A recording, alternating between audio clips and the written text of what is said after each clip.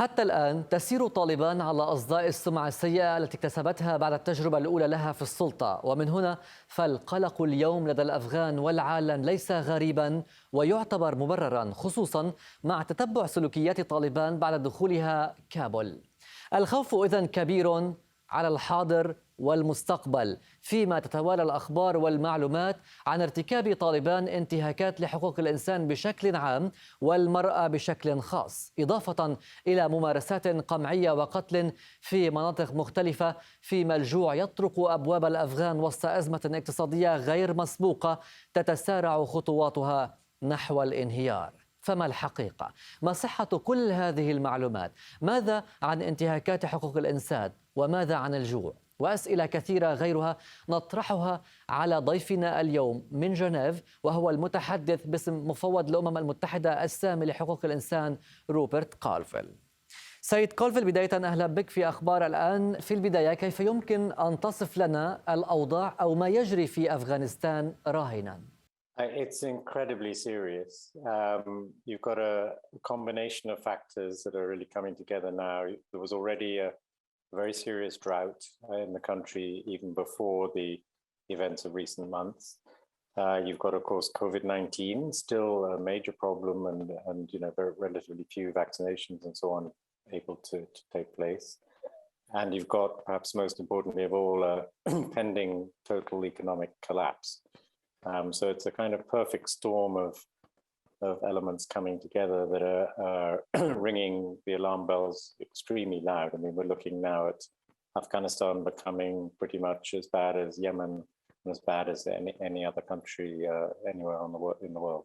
أما بالنسبة للوضع الأمني، يعني ماذا يمكن أن تقول عن هذا الأمر بعد سيطرة طالبان على أفغانستان ككل أو بشكل عام؟ Well, the security is a kind of mixed picture because you've got, I mean, on the positive side, there's no longer a conflict taking place. So that means in many parts of the country, it's actually much more peaceful and people are able to move around much more than they were several months ago. That said, there's always a risk conflict could break out again at any point. And then individual security is a very different matter because it's a complete change of environment with the Taliban taking control of virtually all the country. And many people very frightened because of the previous jobs they did with the government, whether they were in the police or in the security forces, women, of course, and also human rights activists. So many people are very scared, especially the educated people, the people in the big cities, very frightened of what the Taliban means to them. بالنسبة للمنظمات الإنسانية الأممية في أفغانستان، هل ما زالت طواقمكم تعمل في أفغانستان بشكل طبيعي؟ هل هي متواجدة حاليا في تلك البلاد أم لا؟ Oh yes, very much so. I mean, there are thousands of UN staff working for the humanitarian agencies, primarily all across the country. These, of course, mostly Afghan staff, and many of them are able to work and are working. So people, especially in the kind of health sector, in the food delivery, food is coming in, food is being distributed. But whether the scale of the humanitarian crisis that's brewing is so huge, this is way beyond what the humanitarian agencies can handle with their existing capacity, even though many staff are managing to work. Health centers are open, some schools are open. And as I said, some food is being distributed, considerable amounts of food, but the needs are immense. سيد كولفيل، يعني هناك أخبار ومعلومات كثيرة تتحدث عن الجوع، عن أن الأفغان لا يجدون ما يأكلونه. ما صحة هذه المعلومات أو ما هي مدى دقتها؟ Yeah, I mean, the food situation is really terrifying, actually. The World Food Programme at the beginning of this week issued sort of new figures based on studies that have been carried out in recent weeks. Half the population now, some 19 million people, are believed to be suffering from acute food insecurity. That means very serious food shortage for them. And there's a staggering 24% increase in that number since last March. 1 million children under the age of 5, so the very smallest children, have severe acute malnutrition. So that's just one step short of famine. And at the same time as that, you've got the wheat price has gone up 28%, perhaps even more now since the 15th of August. In just 2 months, it's shot up 28%. So you've got soaring prices. You've got no cash. Many people simply can't access what money they have, the savings they have. And you've also got the issue of, not enough food being produced in the country, the effects of the drought and so on. So the food crisis is really serious. And for that reason, the UN requested $600 million just to cover the immediate needs, which were pledged on 13th of September. So far, we've got 45% or so of that, which actually in normal times, you think that's pretty good, 45% in a month and a half. But the needs are so acute, so urgent, and the clock is ticking because Afghanistan suffers from very severe winters. And if the food isn't in place and being distributed before the snows come in and the weather really gets bad, it could be catastrophic for people in remote places which are hard to get to. سيد كولفيل، يعني نعرف جميعا أن طالبان تقوم بأعمال ربما قمعية أو هناك انتهاكات بشكل عام لحقوق الإنسان. ما هو نوع هذه الانتهاكات التي قامت منظمات الأمم المتحدة بإحصائها أو يعني حصرها في أفغانستان؟ Well, we're getting reports of some extrajudicial killings, people being killed. Not large numbers, but it's probably an incomplete picture. Again, hard to tell sometimes whether these are, really Taliban policy to kill people in this way, or whether this is some local vendettas that are being carried out.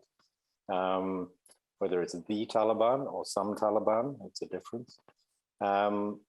Torture also reports of that, taking of property, targeting of ethnic minorities, in particular the Hazara, the Shia group, and of course a whole range of human rights issues relating to women and girls, and that's obviously been very widely aired, and that remains a major concern, whether women and girls can go to school.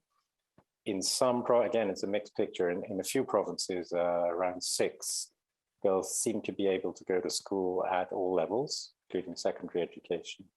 But the great majority of provinces, so we're talking 33 provinces in total, so some 27 or so, either it's not very clear or girls are only able to go to primary level, and maybe in some places not even that. So education is one thing. Then there's the movement of women. The women can move around, whether they go to markets and so on. Again, a mixed picture. And in some places, women really afraid to leave the house, even to do the essential things like getting to the market and getting food if they can afford it. طيب سيد كولفيل، هل لديكم رقم محدد عن الانتهاكات التي تجري في أفغانستان أو التي تقوم طالبان بارتكابها بحق الأفغان؟ هل هناك من رقم محدد؟ No, absolutely not. That's completely impossible. I think even in normal times, that would be very hard. I mean, it's a country I know well. I've traveled widely in Afghanistan. It's, hugely mountainous. There are districts where there are many districts where there are no roads of any sort. It's very hard to navigate. So it's very hard to know precisely what's going on over the whole country, even in as I said, the best of times. Right now, even harder, of course, because a lot of the people who would feed into the kind of countrywide situation of reporting human rights violations, this is local networks, NGOs, local activists, and so on. A lot of them are very frightened.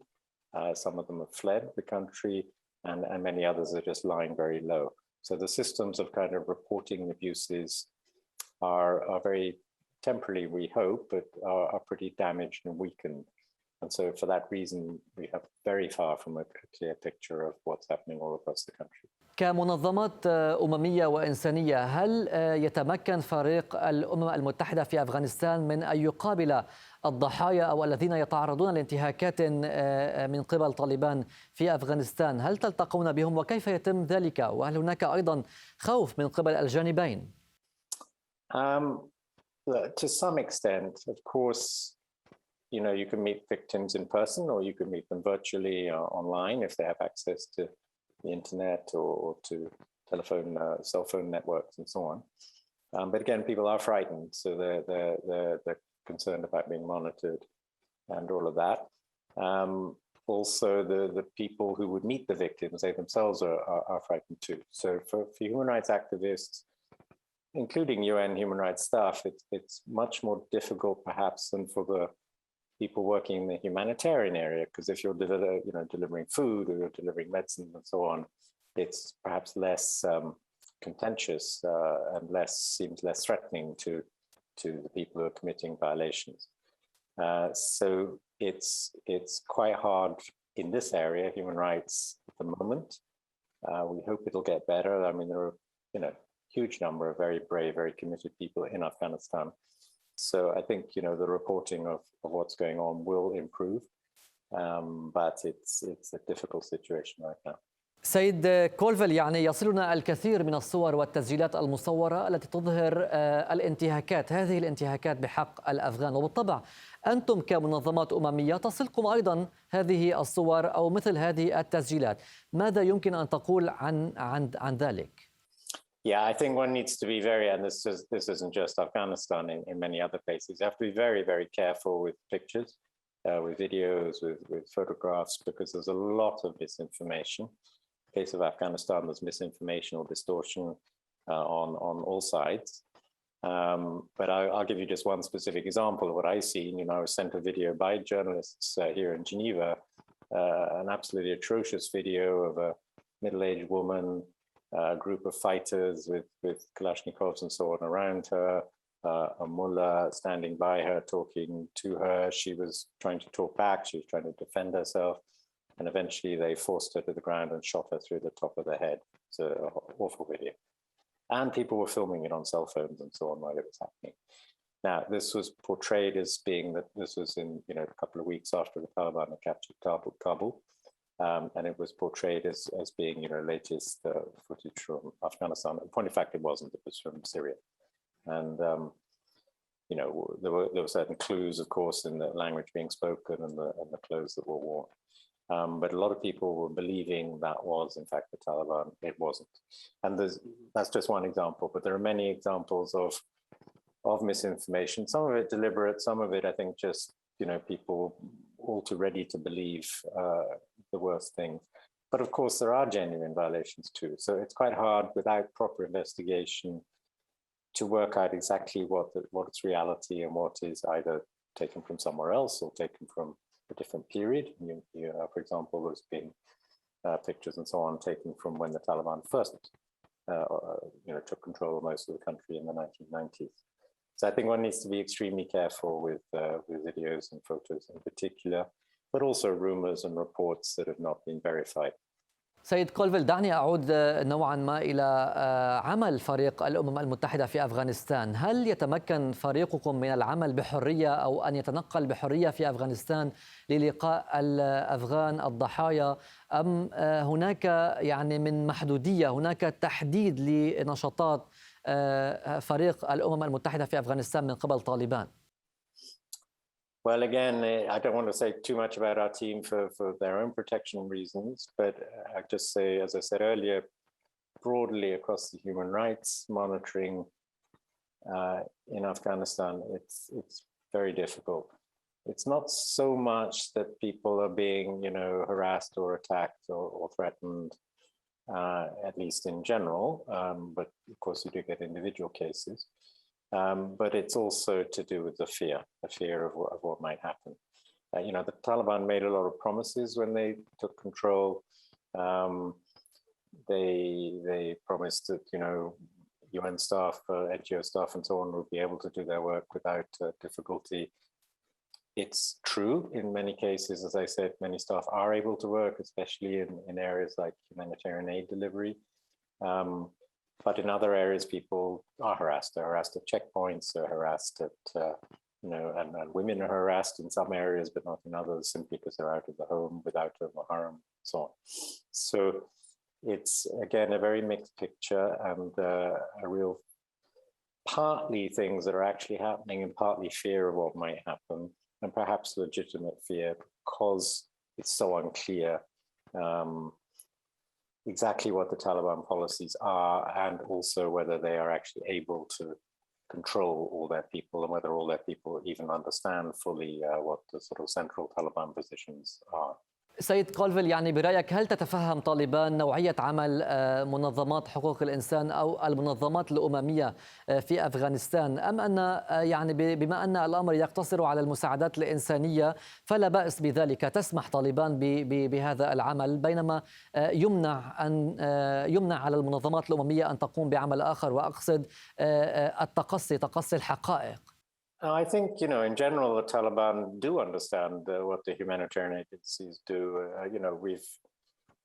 We've worked together for decades, Afghans and the UN and the NGOs. I mean, Afghanistan has needed humanitarian aid from outside organizations ever since the Soviet occupation. So we're talking, 40 years ago. And all through that period, the country's never been able to stand on its own 2 feet and do everything for itself. There's always been aid coming into Afghanistan, also, of course, to the refugee camps, huge refugee camps that there were in Pakistan and Iran during the 1980s, 1990s, right up till after 2001. So I think, there's Afghans of all sorts, Taliban and others, and the international aid community and the local aid community as well. Obviously, they know each other well and they know what each other do. And they're often very cooperative local arrangements and so on that enable aid organizations to keep working. But, and it's a big but, there is so much uncertainty. There's also quite a bit of crime, especially in the cities and in Kabul in particular. And there's also, half the population, the women, who are really frightened, many of them, especially the urban women. Rural women much less so, because they're much more from the sort of similar communities that the Taliban themselves, for the most part, come from. But I mean, this is a huge shift for women because there were such big advances over the past 20 years. For example, by 1918, some 26% of parliamentarians were women. And now in the interim administration of the Taliban, there are 0 women. But before there were women ministers, there were women vice ministers, there were women ambassadors, there were senior civil servants, and of course doctors, teachers, and other professionals. So that's a massive shift affecting half the population, or potentially affecting half the population. As I said, rural women perhaps much less affected. And that's, of course, and there's a lot of fear among women, especially the educated women and the women from the urban groups. And hundreds of thousands of people have fled. We reckon between 300 and 400,000 Afghans left during those first few weeks. We're not seeing big movements now out of the country, but it very likely will happen if the humanitarian situation deteriorates, as is all too probable. And if people are really starving, they will move. They have no choice. سيد كولفيل، يعني كانت هناك معلومات تحدثت عن تعرض امرأة أفغانية للتعذيب وانتهى بها المطاف يعني بقطع رأسها من قبل أفراد من طالبان. هل وصلتكم هذه الرواية، هذه الصور، هذه الأخبار، المعلومات عن هذه الحادثة؟ I'm not sure about that particular case, but I just say, there are these reports of individual cases, individual abuses, individual killings. As I said, many of them former government employees or security services and so on.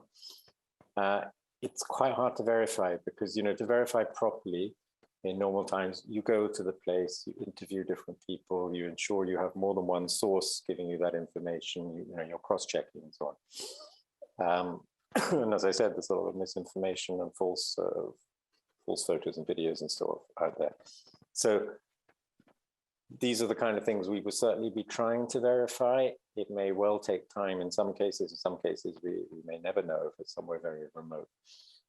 But yeah, it's the kind of work that's really important because one does need to know the reality of what kind of abuses and violations are taking place and who's doing it. And of course, try and put some pressure to ensure it's not repeated. And also, I think very important for the Taliban, if they want to, obviously they want to be accepted, they want international acceptance and recognition, they have to discipline their own people. If their own people are committing crimes against civilians, against other people, they have to be brought to account. If the Taliban cannot discipline their own people, they will have a lot of trouble finding acceptance locally and internationally. سيد كولفيل، يعني بالنهاية أنتم كمنظمة متحدة تقومون بجمع المعلومات ربما من خلال تواجدكم على الأرض لإعداد تقرير وبالتالي تقديمه إلى الأمم المتحدة. متى يمكن أن يصدر هكذا نوع أو هكذا تقرير؟ Yes, no, of course, that's kind of our normal business. I can't tell you when such a report would come out. But we were doing regular reports in Afghanistan before the 15th of August. We were reporting regularly for 4 times a year on civilian casualties, for example, during the conflict, casualties created by all sides. And we were also, where possible, identifying who was responsible, whether it was airstrikes, whether it was local attacks or assassinations or bombs or so on. Yes, I mean that tracking reporting is continuing, but as I said, at the moment with great difficulty because it's quite hard to really get the precise information on specific incidents, and we need that.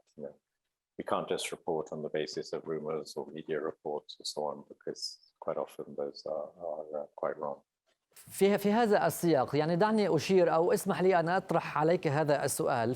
في العادة نحن نرى أن المنظمات الأممية أو يعني الجهات الدولية تقوم بإجراء تحقيقات، بإعداد تقارير عن انتهاكات لحقوق الإنسان، ورأينا ذلك في عدد من البلدان التي كانت فيها نزاعات لا سيما في سوريا، ولكن شيئا لم يحدث.